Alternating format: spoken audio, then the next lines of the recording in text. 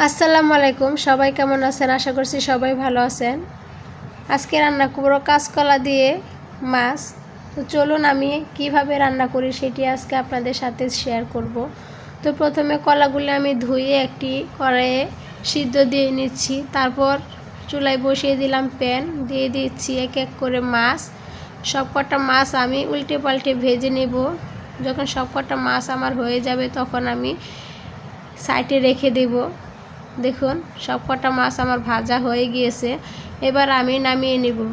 এবার চুলায় বসিয়ে দেব পাতিলে দিয়ে দিয়েছি পরিমাণ মতো তেল, পেঁয়াজ, কাঁচামরিচ কুচি এগুলি দিয়ে আমি ভালোভাবে নাড়াচাড়া দিয়ে দিচ্ছি।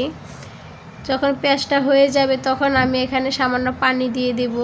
পানি দেওয়ার পর 2 চা চামচ মরিচের গুঁড়া, 1 চা চামচ হলুদের গুঁড়া এবং স্বাদ মতো লবণ দিয়ে আমি ভালোভাবে নাড়াচাড়া দিয়ে দিচ্ছি।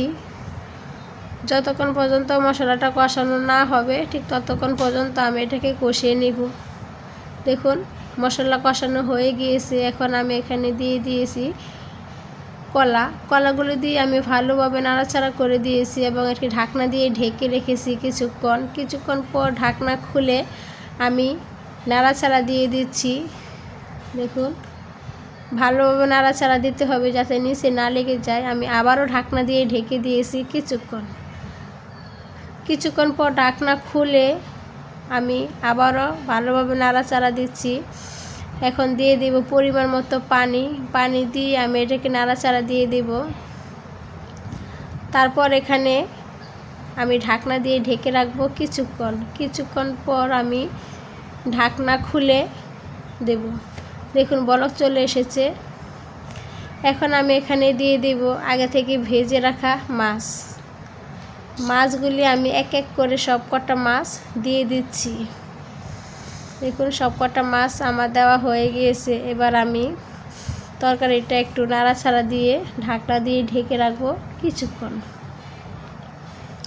কিছুক্ষণ পর ঢাকনা খুলে আবার একটু নাড়াচাড়া দিয়ে দিচ্ছি। দেখুন আমার রান্নাটা প্রায় শেষের দিকে চলে এসেছে। এখন আমি চুলার জালটা অফ করে দেব। দেখুন আমার রান্নাটা শেষ।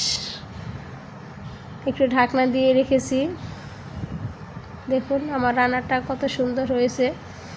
আমি এইভাবেই বাসায় রান্না করে থাকি।